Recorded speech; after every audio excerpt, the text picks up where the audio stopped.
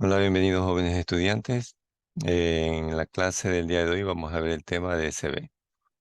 El ECV, que es evento cerebrovascular, es decir, que hay falta de irrigación o vascularización hacia un lóbulo según el territorio afectado, según la arteria que está afectada en la estructura del polígono de Willis.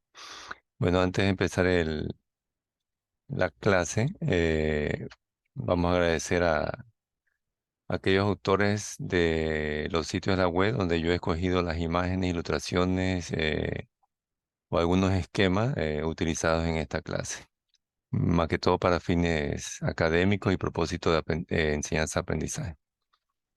Voy a compartir en este momento la presentación del día de hoy.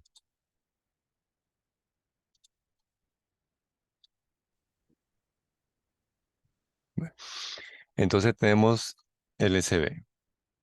Como les explicaba, el SB es la interrupción del flujo sanguíneo hacia un territorio vascular, es decir, de cualquiera de las arterias del polígono de Willis que va hacia diferentes lóbulos frontal, parietal, temporal, occipital, depende de la región. Entonces, el momento que disminuye la vascularización, va a haber muerte del tejido y en este caso le llamamos también infarto cerebral. Tenemos dos tipos de SB, el hemorrágico y también tenemos el SB isquémico. Por lo general se presenta en la mayoría de los pacientes el SB isquémico. Vamos a ver el hemorrágico. ¿Cómo ocurre el hemorrágico? Bueno, ocurre cuando la pared de la arteria o del vaso está debilitada y este se rompe y va a verter la sangre sobre el parénquima cerebral. Es más o menos es parecido a la hemorragia o es la hemorragia parenquimatosa que nosotros vimos en la clase anterior, pero en ese caso sería ya una hemorragia porque hemos visto nosotros el trauma craneoencefálico. En este caso es una hemorragia también parenquimatosa, pero en un evento, en este caso, el SB hemorrágico. Entonces se presenta en el 25% de los casos. Tenemos aquí, digamos, el algoritmo de la fisiopatología que le expliqué anteriormente. Y nosotros tomográficamente podemos observar el SB hemorrágico como una imagen. Ustedes observan aquí en la tomografía redondeada, hiperdensa, de borde ligeramente lobulado y rodeado de edema perilesional. Es decir, este halo hipodenso, gris oscuro que se encuentra alrededor. ¿Por qué hay edema perilesional? Porque lo que sucede es una injuria hacia el parénquima cerebral, y va a ocurrir es una citotoxicidad celular, por eso se va a provocar el edema perilesional. Ahí tenemos el informe tomográfico de otro SB hemorrágico. Aquí lo observamos en esta tomografía de cerebro simple, como una imagen hipertensa de forma ovoide, de borde lobulado y rodeado de edema perilesional. Bueno, aquí lo encontramos nosotros en el lóbulo frontal del lado derecho, que provoca un efecto de masa, entre ellos va a provocar desplazamiento de la línea interhemisférica hacia el lado contrario, pero como que leve a moderado, y si hay un colapso del ventrículo lateral del lado derecho. ¿Cómo sabemos que está colapsado este ventrículo lateral derecho? Porque lo comparamos con el del lado izquierdo, tiene menor volumen que el del lado izquierdo. Ahí tenemos nuestro informe tomográfico, es decir, el tipo de examen, la descripción de la imagen patológica y la impresión diagnóstica. Nos vamos al ACV isquémico, lo contrario al hemorrágico. El ACV isquémico se va a provocar por la obstrucción. Tengo a alguien en la sala de espera. Ya. Por la obstrucción de una de las arterias del polígono de Willis, lo que hace que disminuya la vascularización hacia ese territorio donde va esa irrigación de esa arteria del polígono de Willis. Y esto va a provocar la isquemia, es decir, la disminución de la vascularización, por lo tanto disminuye el flujo sanguíneo y esto se presenta en un 75% de los casos. Los estadios que tenemos en el SEB isquémico, tenemos cuatro: el hiperagudo, que ocurre dentro de las primeras 24 horas, el agudo de una a la segunda semana, el subagudo de 2 a 4 semanas y el crónico mayor a 4 semanas.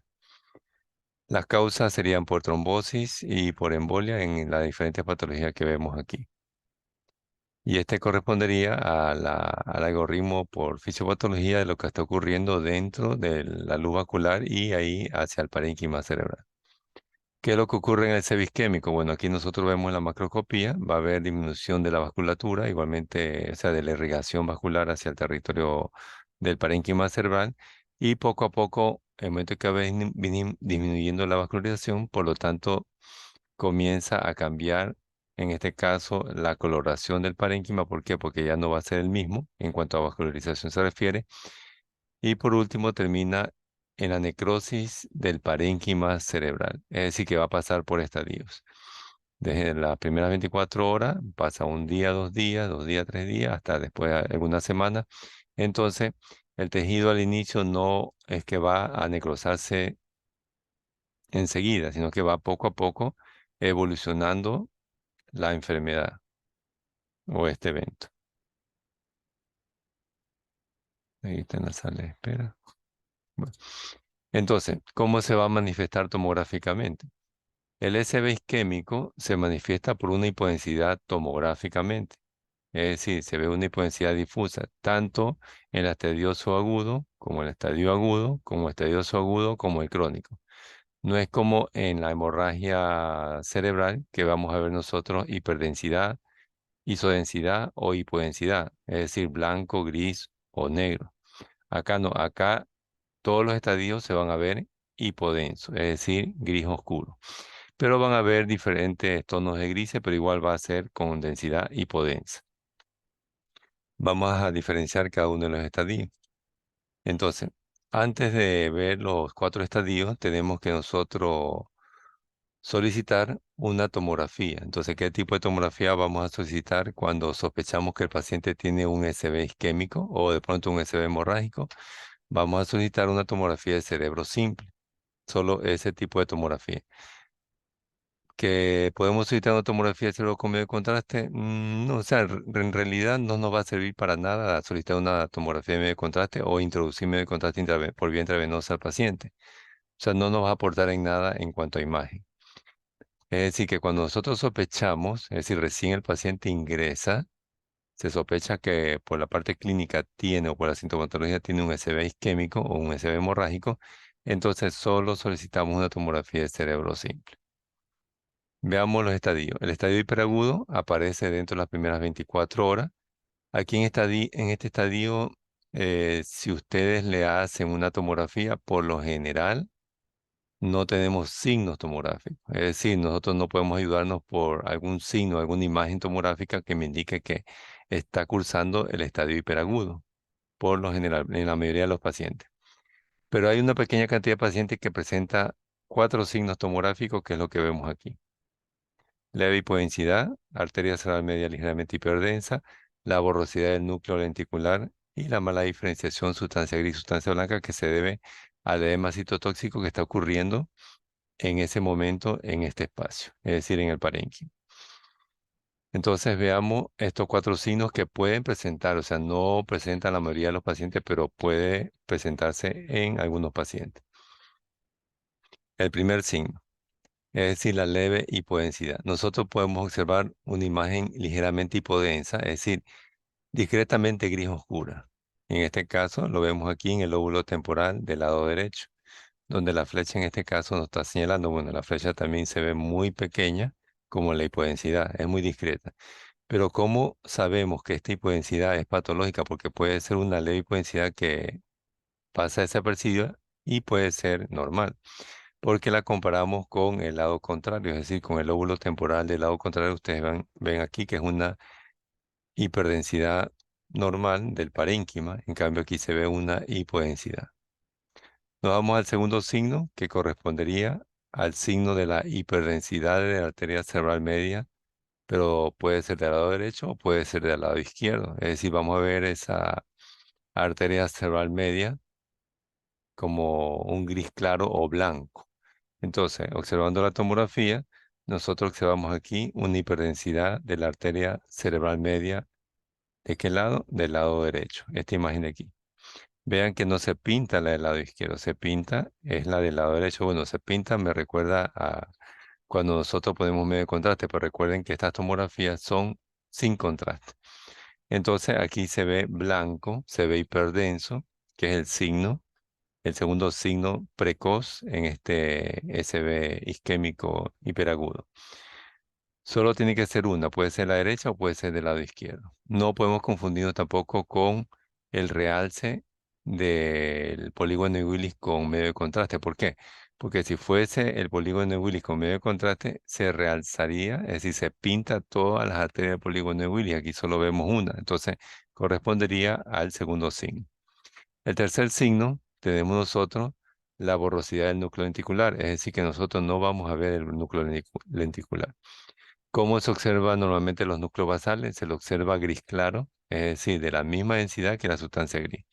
Entonces aquí vemos nosotros la sustancia gris, que es gris claro, y acá tenemos la sustancia blanca, que es gris oscuro. Entonces, los núcleos basales normales se van a ver gris claro, es decir, ligeramente hiperdensos. ¿Cómo lo observamos acá? Observen aquí. Esta es la cabeza del núcleo caudado, esta imagen de forma ovoide. Este es el núcleo lenticular, esta imagen de forma triangular, y este es el tálamo, esta imagen de forma ovoide. Creo que tengo marcador aquí. Si aquí tengo marcador, tenemos aquí la cabeza del núcleo caudado, el núcleo lenticular, que lo vemos gris claro, semejante, o isodenso, o la misma densidad que la sustancia gris. Y acá tenemos nosotros el tálamo, son gris claro. Entonces, de esa manera nosotros visualizamos normalmente los núcleos basales. ¿Y cuál núcleo lenticular está borrado? Es el núcleo lenticular del lado derecho. ¿Por qué? Porque no lo vemos. Por eso decimos que está borrado. ¿Y por qué no lo vemos? Porque hay una hipodensidad. Recuerden que esa hipodensidad corresponde a la densidad que tiene el SB isquémico. Entonces hay borrosidad del núcleo lenticular, en este caso del lado derecho. También puede haber del lado izquierdo. ¿Cuál es el cuarto signo? La mala diferenciación de la sustancia gris y sustancia blanca. Es decir, que nosotros no podemos distinguir en cuanto a densidad visual la sustancia gris y la sustancia blanca. ¿Por qué? Porque va a haber una hipodensidad difusa.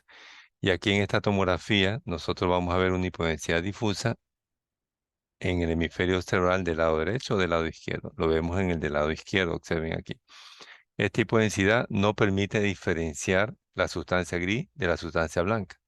O de pronto alguien me pregunta, dice, bueno, pero yo sí puedo ver la sustancia gris y sustancia blanca, pero bueno, sí se puede ver un poquito, pero no se puede diferenciar de manera visual. Ejemplo, acá, en el lado derecho. Aquí en el lóbulo occipital del lado derecho sí, sí podemos observar y diferenciar sustancia gris, que es gris claro, y sustancia blanca, que es gris oscuro. Sí la podemos diferenciar. Pero acá en el lado izquierdo, es decir, más o menos a la altura parieto occipital del lado izquierdo, no podemos diferenciar por esta hipodensidad que existe. Entonces es la pérdida de diferenciación o mala diferenciación entre sustancia gris y sustancia blanca. Bueno, ahí tenemos el informe tomográfico de cada signo. Recuerden, este es el signo de la leve hipodensidad, el signo de la arteria cerebral media hiperdensa, acá el signo de la borrosidad del núcleo lenticular, y acá tenemos la mala o pérdida de diferenciación sustancia gris, sustancia blanca. Nos vamos al estadio agudo. Este estadio ocurre entre la primera y segunda semana, es decir, ya está evolucionando el SB isquémico, ya está progresando la disminución de la vascularización e irrigación vascular de ese territorio en el parénquima cerebral. Por lo tanto, van a ver un poco más de cambio. En este caso, ustedes observen que la hipodensidad se ve más marcada que la que estoy enseñando en este momento y va a aparecer un semicolapso de ventrículo lateral. ¿Por qué hay semicolapso? Porque en este SB está ocurriendo la presencia de edema, es decir, edema citotóxico en el parénquima. Por lo tanto, va a haber un efecto de masa.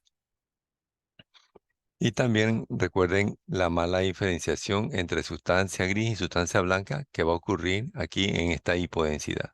Decir que en el SB isquémico en estadio agudo nosotros vamos a ver un semicolapso o un colapso del ventrículo lateral adyacente. ¿Por qué? Porque tiene edema citotóxico. Entonces ahí tenemos nosotros el informe tomográfico que hay que trabajarlo. Y tenemos el estadio subagudo, es decir, el paciente recibe tratamiento, el tratamiento para que sea exitoso, de pronto esté dando resultados. Entonces, el médico intensivista, el neurólogo, de pronto el neurocirujano, le solicita en este momento una tomografía de cerebro con medio de contraste para ver la neoformación vascular. Es decir, si el tratamiento está dando resultados. Para eso le solicita con medio de contraste. Pero recuerden que al inicio nosotros tenemos que solicitarle solo una tomografía de cerebro simple cuando estamos sospechando que el paciente tenga SB. Pero cuando ya conocemos que el paciente tiene un SB y para ver la evolución, si es favorable o no favorable, entonces le vamos a solicitar este tipo de tomografía que es con medio contraste. Aquí nosotros observamos un realce hacia la parte periférica de las circunvoluciones. Por eso se llama realce giriforme o circunvuliforme, porque aquí nos demuestra que hay una neoformación vascular. Es decir, la formación vascular nueva, en el momento que evoluciona, yo digo, bueno, favorablemente, viendo desde ese punto, aunque igual ya tiene el paciente un SB, ha pasado por el SB hiperagudo, por el estadio agudo, entonces aquí como que está mejorando, digamos, un poco, una neoformación. Ahí tenemos el informe tomográfico, pero si el tratamiento no está surgiendo efectos favorables, entonces ese parénquima cerebral tiende a necrosarse. Se necrosa el parénquima, no tenemos ya parénquima, hay un líquido necrótico, entonces estamos en el estadio crónico que se va a dar mayor a 4 semanas, o sea, pasar las 4 semanas. ¿Qué va a ocurrir aquí? Puede ocurrir que ese líquido necrótico de ese parénquima que ya no existe, porque ya se ha necrosado, puede encapsularse. Se encapsula y puede dar lugar a las cavidades que se llaman porencefálicas o encefalomalásicas.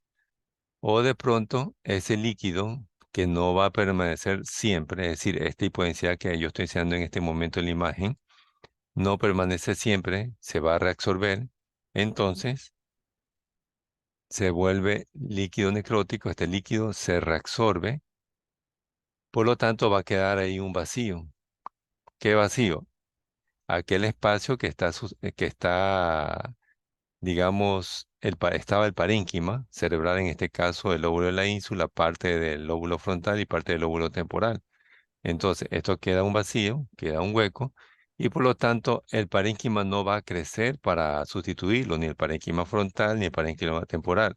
Lo que va a ocurrir es que el ventrículo adyacente, es decir, en este caso, el cuerno frontal del ventrículo lateral del lado izquierdo, comienza a llenarse más de líquido.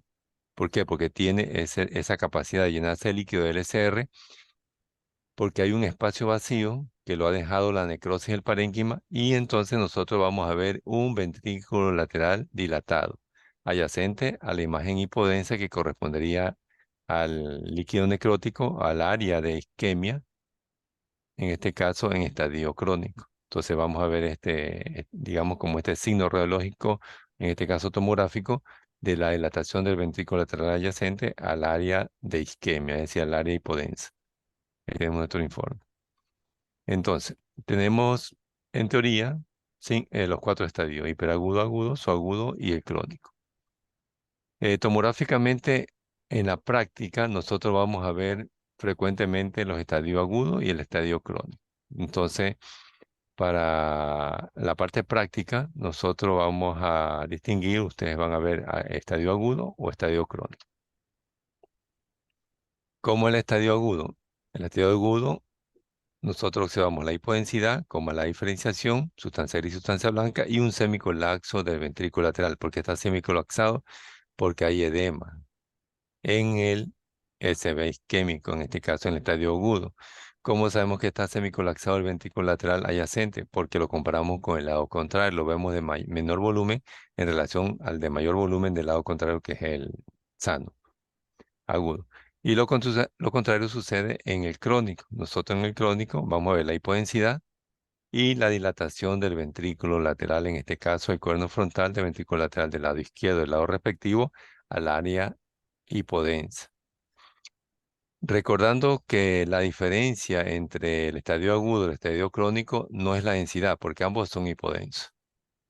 La diferencia es que en el agudo hay semicolapso o colapso del ventrículo lateral, y en el crónico hay dilatación del ventrículo lateral. Ahí tenemos nosotros, o recordamos lo que hemos aprendido en asignaturas de semestres anteriores, los territorios vasculares.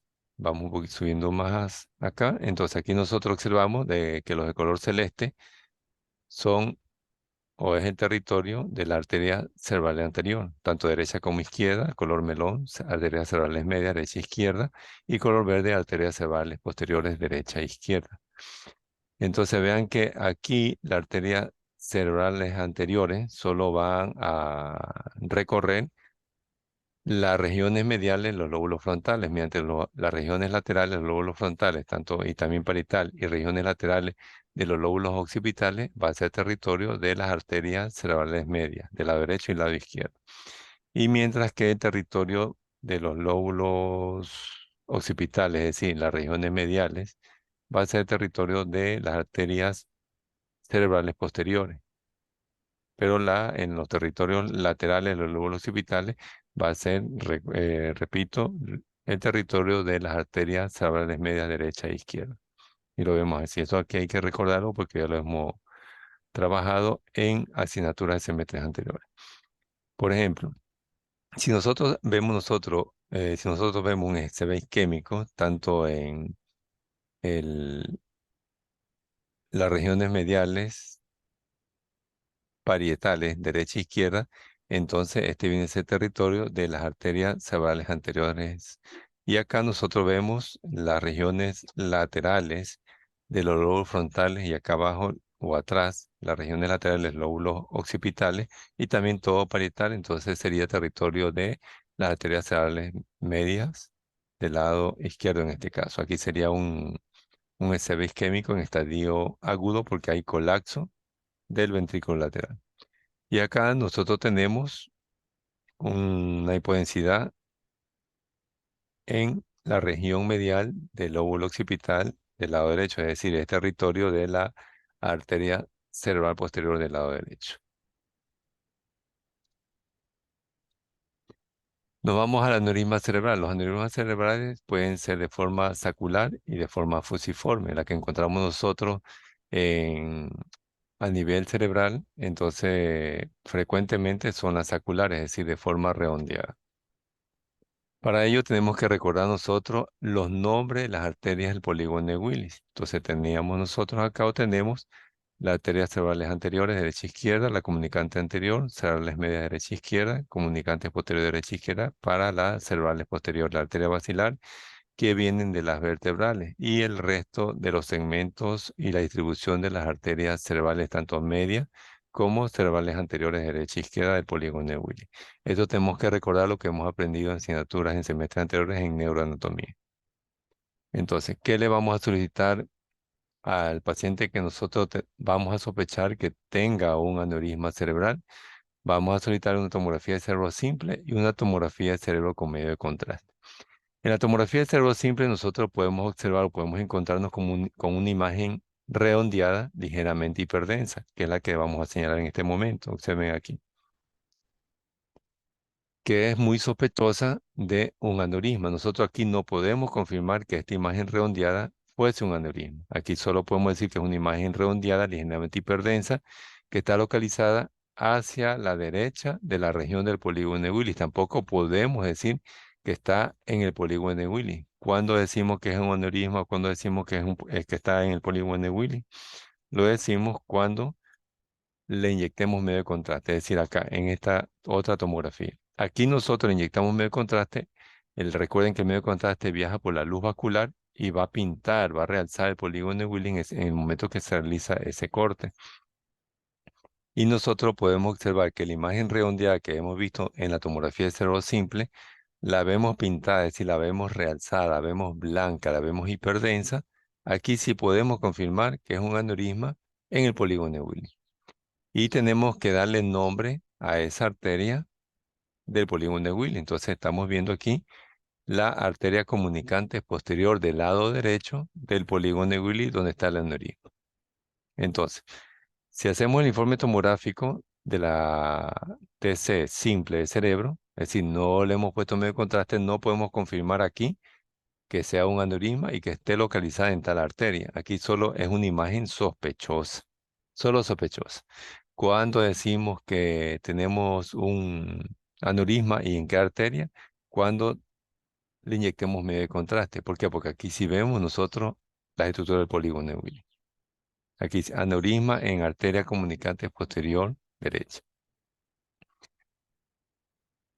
Tenemos otra tomografía y aquí vemos nosotros, recuerden, la hemorragia subaracnoidea. Esta imagen hipertensa en forma de estrella y lo vimos nosotros en el trauma craneoencefálico. ¿Por qué? Porque dentro de las dos causas que existen de hemorragia subaracnoidea es el trauma craneoencefálico, pero también podemos encontrar, si el paciente no ha sufrido ni un trauma craneoencefálico, ni una caída, ni un accidente, entonces puede ser que la hemorragia subaracnoidea se produjo por ruptura de un aneurisma. Entonces, si fuese ese el caso, que el paciente no ha tenido un trauma craneoencefálico, aquí podríamos sospechar que puede estar, o sea, no puedo decir ahí está el aneurisma, pero se puede ir sospechando que el aneurisma puede estar localizado justo aquí, en el territorio de la arteria cerebral media del lado izquierdo, justo aquí, en esta imagen de aquí.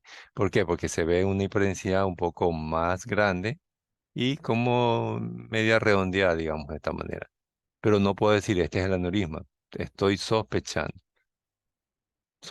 solamente. Tenemos que hacer un estudio contrastado, bueno, después de que ya se valora al paciente, se lo ingrese, este, de pronto se le dé tratamiento, etcétera, y ya comenzamos a hacer un estudio contrastado ya después. Y ahí de pronto podemos confirmar si hay o no hay aneurisma. O de pronto no necesitamos eso y de pronto el paciente por su estado crítico tiene que entrar ya, se me ocurre, a cirugía, por ejemplo. Y para terminar tenemos nosotros otro aneurisma. Vean ustedes, la imagen redondeada hiperdensa, es decir, que se pinta con el medio de contraste, se llena de medio de contraste en la arteria cerebral media del lado derecho. Acá otro aneurisma, acá de pronto por el sitio donde se encuentra y el tamaño, no podemos dilucidar si está en el nacimiento de la arteria cerebral anterior del lado izquierdo o en el nacimiento de la arteria cerebral media del lado izquierdo o de pronto en la comunicante posterior. No lo sabemos en este caso. Acá tengo otro aneurisma. Vean en el nacimiento de la arteria cerebral media del lado izquierdo. Como ustedes pueden notar, el parénquima cerebral no se visualiza correctamente, solo se visualiza mejor la estructura vascular del polígono de Willy. ¿Cómo es que no se visualiza correctamente el parénquima cerebral? Porque si nosotros observamos la tomografía del cerebro con medio de contraste aquí, se visualiza el parénquima cerebral y también se visualiza la estructura del polígono de Willy. Lo que sucede es que en estas tres últimas imágenes son selectivas para la parte vascular. Y estas imágenes, estos estudios se llaman angio-TC, es decir, angiotomografía. Son selectivas para el estudio de la parte vascular. Más que todo para, en este caso, para determinar y para valorar mejor el aneurisma. Bueno, con esto terminamos el tema del día de hoy, jóvenes.